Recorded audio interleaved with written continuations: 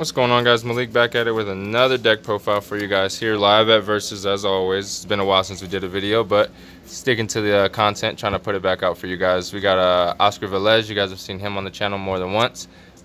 Case tournament winner, regional topper, top 16 at what'd you get top 16 at? Salt Lake. Salt Lake. You got 32 at Memphis. No. 64 at Memphis, something like that. I don't know. Something at Memphis, rough. but he just topped Phoenix Regionals. Well, he won Phoenix Regionals with the first place in standings there, and that was over the weekend of the 19th. No, the 12th. The 12th, whatever day it is. But we'll just let him get right into the deck profile. What'd you play? I played everyone's favorite little fairy deck, Trickstar. Alright, so before we go into it, you got any opening statements for it, or just right into I guess I'll real quick. I'll talk about my matchups. I played 2 ABC decks, 2 Trickstar decks, a Spiral deck, a Draco deck, an Altergeist deck, and an Invoke Mechanite deck. And I went 8-0, so I'll just show the list and I'll show you side outs at the end. Alright. So I played 3 Candina because it's like the best monster in the deck. 3 Licorice, 1 Lilybell. This is all standard. She won me like the final 2 games in the tournament.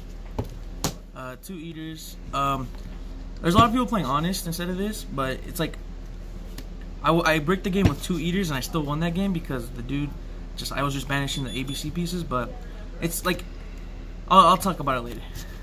The hand traps, I played 3 Ash and 3 Joel. They're the best universal ones. Ash is just like good against everything, and then Joel just ends turns. And then for spells, I played 3 Light Stage, 3 Terraforming. You need to see Candina. 3 of the best spell in the deck, Scapegoat. It's like your only real power play, but it's good. 2 Desires. I didn't want to play 3 because I drew multiples a lot, and I still drew these 2. Like I still desire into Desires all the time. And then his last spell was 1 Raigeki because you need like Draco's a deck, and they always make a trap monster because as you'll see, I play a bunch of traps, and you need to have it now, and it's just good at clearing board going second because this deck has like a really tough time because the guys are really little. For trap cards, the first one was 3 Impermanence. This card was good. It's like it's also like a really good trap card when it's set because people don't really play around columns, so you'll just hit like their desires. And that came out the new set, right? Yeah, it came out the new set.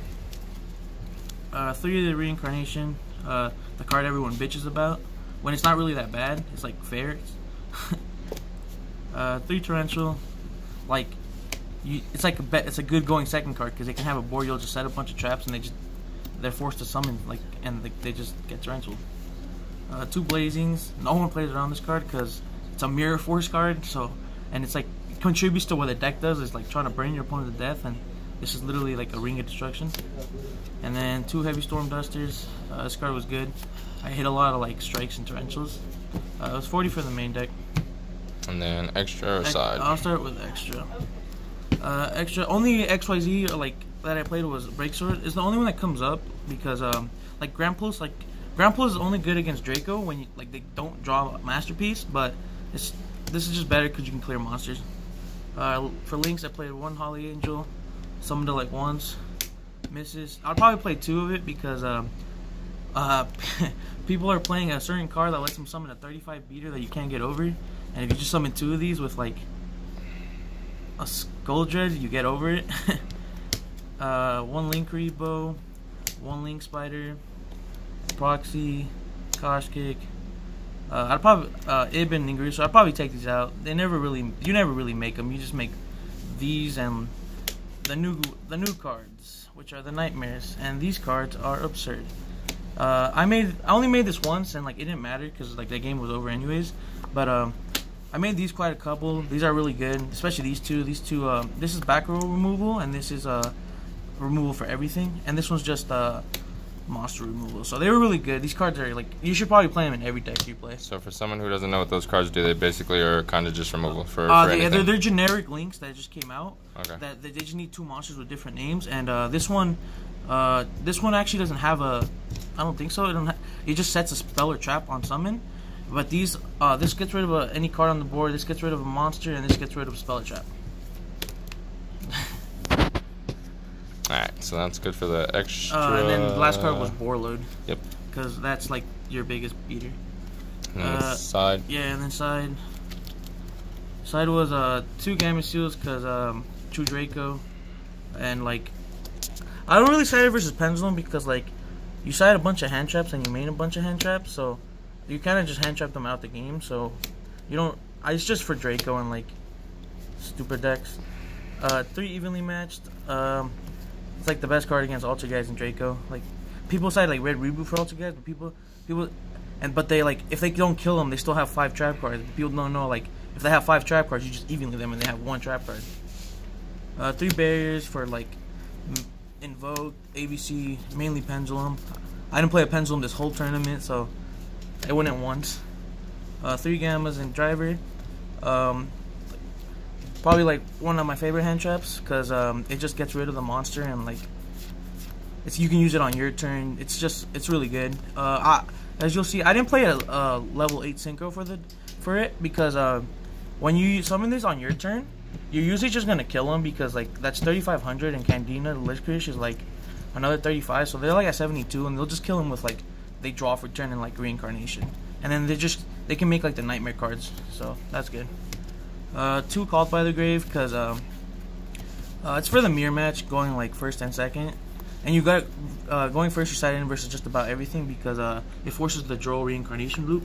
Like when they have Ash for the second Reincarnation or for the first one after they searched, you just negate it and then draw them and then they have no hand.